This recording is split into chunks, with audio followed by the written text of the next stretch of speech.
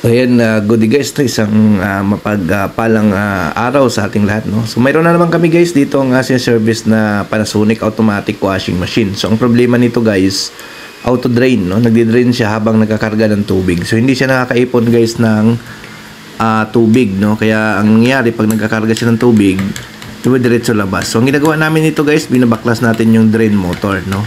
Para matingnan natin yung pinaka drain valve nito. So ito guys yung kulay itim, ito po yung pinaka drain motor niya. So babaklasin natin. Pag nagtanggal kasi tayo guys ng drain valve, alisin natin yung pinaka drain motor kasi nga mahirap siya tanggalin kung nakakabit yung pinaka drain motor. So dapat guys nakabaklas yan, tapos nakahiga yung washing machine. So ito yun guys yung ginagawa namin ngayon, no? So nandito tayo ngayon guys sa Berkeley, Pulong Santa Cruz, Laguna. So ito na yun guys yung drain valve niya. Yan, o, ikotin nyo lang.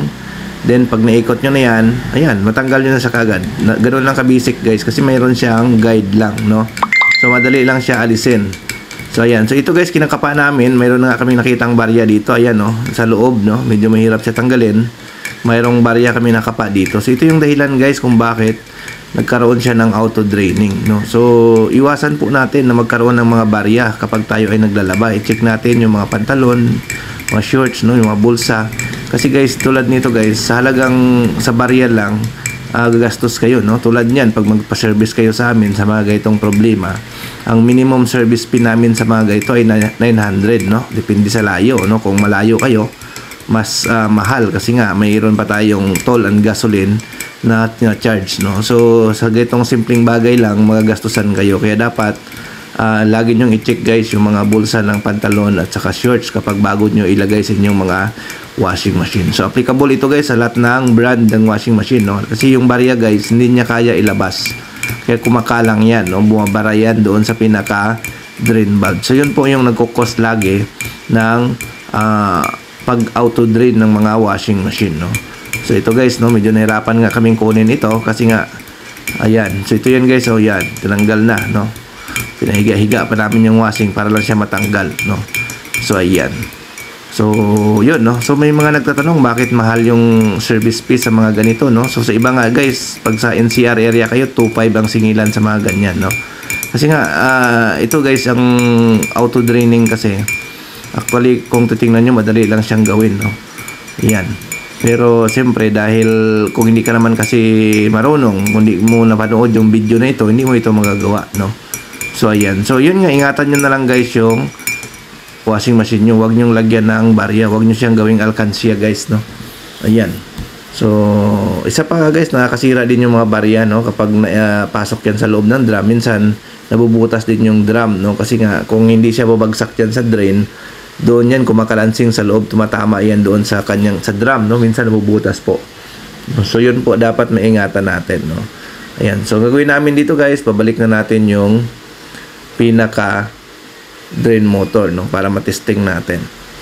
Ayan. So yun, no? So sa mga gusto magpa-service sa amin, message lang po kayo sa aming Facebook page sa Northshire Repair Shop, or dito guys sa ating Facebook.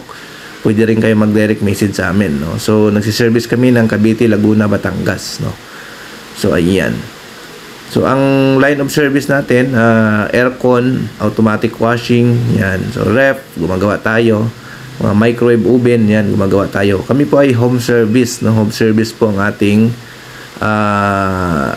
repair, no? So, bihira tayo tumatanggap ng walk-in, no? Kasi nga, more on home service talaga kami. So, yung mga team namin, talagang home service, no? Everyday kami umaalis talaga, no, para mag home service, no? So umiikot kami ng Cavite, Laguna, Batangas, no? So basta malapit lang sa Santa Rosa area, no? Kasi kung yung mga malayo naman, tinatanggihan na namin kasi nga masyadong mahal na masyado yung gasolina natin.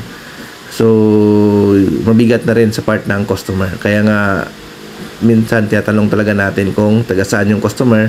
Ngayon kung kaya naman nila i-shoulder yung gasoline at saka transpo, so willing naman kami mag-service kahit gaano kalayo. Ayan. So yun, no? Ayan na guys, tapos na. Ibalik na natin.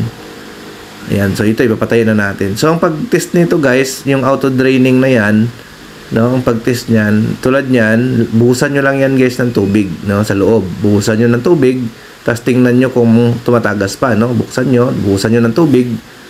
Ayan. Buhusan nyo siya ng tubig, tapos tingnan nyo, no?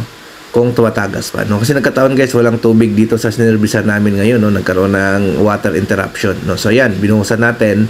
So i-check natin doon kung mayroon pa siyang tumatagas. So pag wala na siyang tumatagas guys, ibig sabihin good na po, no? So tulad niyan guys, wala na siyang tumatagas. So good na po itong washing machine na ito, no? Ayan. So yun guys, no? Thank you, bye-bye.